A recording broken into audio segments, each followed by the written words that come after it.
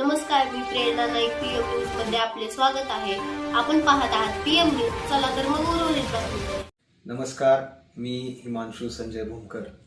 सर्वप्रथम सर्वांना नवीन वर्षाच्या खूप खूप शुभेच्छा.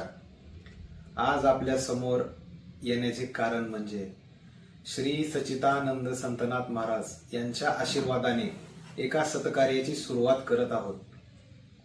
तरी आपल्या सर्वांना माहितीच आहे की आपले दैवत निरंजन मालक भूमकर यांचा परवाच्या दिवशी अभिष्ट चिंतन सोहळा पार पडला. तरी या शुभ दिनी आम्ही एक निर्णय घेतलेला आहे की मालक हे बऱ्याच काळापासून वैराग भागातील लोकांसाठी समाजकारण करत आहेत.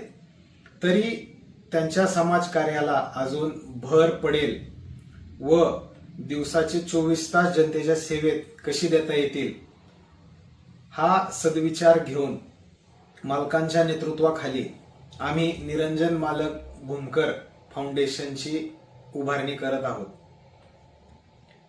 हे आज या व्हिडिओच्या माध्यमातून आपल्याला सांगू इच्छितो. तरी हे फाउंडेशन कुठल्या तरी एका गोष्टीशी निगडीत नसून हे समाजाच्या प्रत्येक घटकासाठी व गरजू लोकांसाठी असणार आहे. तरी फाउंडेशन मार्फत काही कामे करण्याचा संकल्प आहे ते आपल्याला सांगू इच्छितो. आपला देश हा कृषीप्रधान देश समजला जातो, परंतु आपल्या देशात शेतकऱ्याची काय अवस्था आहे हे आपल्या सर्वांना माहिती आहे. शेतकरी हा अहोरात्र कष्ट करून शेतात काम करतो व सोनं पिकवतो, पण त्या सोन्याला मातीमोल भाव मिळतो आणि आलेलं उत्पन्न देखील खर्चापोटी निघून जातंय.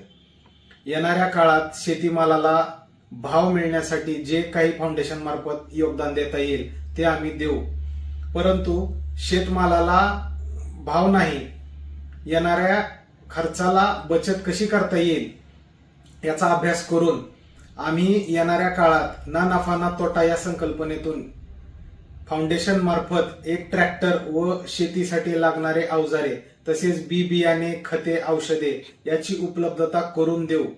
तसेच शेतीला पूरक असलेले व्यवसाय शेळीपालन असेल, कुक्कुटपालन असेल, मत्स्यपालन असेल या व्यवसायांना चालना मिळेल.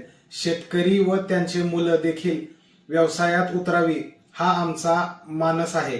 त्यासाठी सरकारी स्कीम असतील किंवा बँकेमार्फत कर्ज असतील ते मिळवून देण्यासाठी आमचे फाउंडेशन तत्पर आहे. तसेच शेतमालाला आपल्या देशात भाव नाही परंतु परदेशात भाव आहे. तरी एक्सपोर्ट व इम्पोर्टच्या माझा वैयक्तिक अभ्यास आहे व अनुभव आहे व माझे याच्यामध्ये ट्रेनिंग पण झालेले आहे.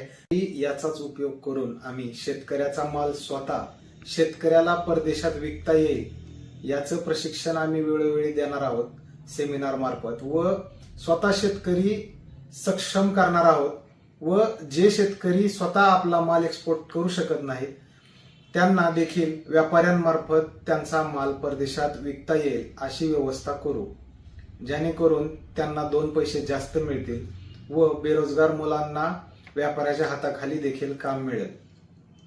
याचबरोबर महिला सक्षमीकरणावर देखील आमचा भर असेल.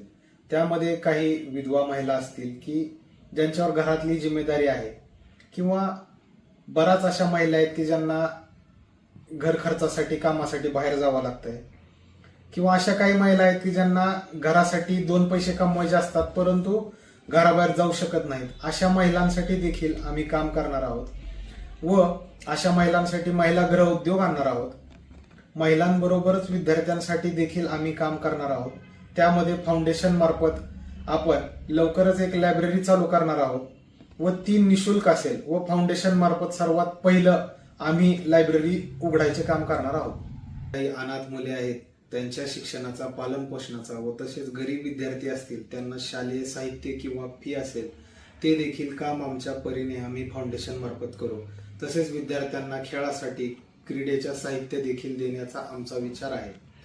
तसेच लोकांच्या आरोग्याचा प्रश्न देखील मोठा आहे. त्या अनुषंगाने गावामध्ये स्वच्छतेची मोहीम देखील आम्ही वेळोवेळी राबवणार आहोत व त्यामध्ये गरज आहे त्या ठिकाणी कचरा कुंडीची सोय देखील करणार आहोत. याचबरोबर येणाऱ्या काळात फाउंडेशन मार्फत आम्ही एक रुग्णवाहिका घेणार जी निशुल्क 24 तास सर्वांसाठी उपलब्ध असेल. व ज्या लोकांना रात्री अपरात्री दवाखान्यासाठी गरज पडेल त्यावेळी फाउंडेशनची मुले आपल्या मदतीला येतील. तसेच गोरगरिबांसाठी काही आर्थिक अडचण पडली तर फाउंडेशन मार्फत होता येईल तेवढे मदत आम्ही करू. व त्याचबरोबर काही सरकारी स्कीम असतील की ज्या सर्वसामान्यांना माहिती नसतात किंवा माहिती असून अज्ञानामुळे त्या रकमेचा लाभ घेता येत नाही, अशा लोकांसाठी फाउंडेशन मदत करेल. धन्यवाद.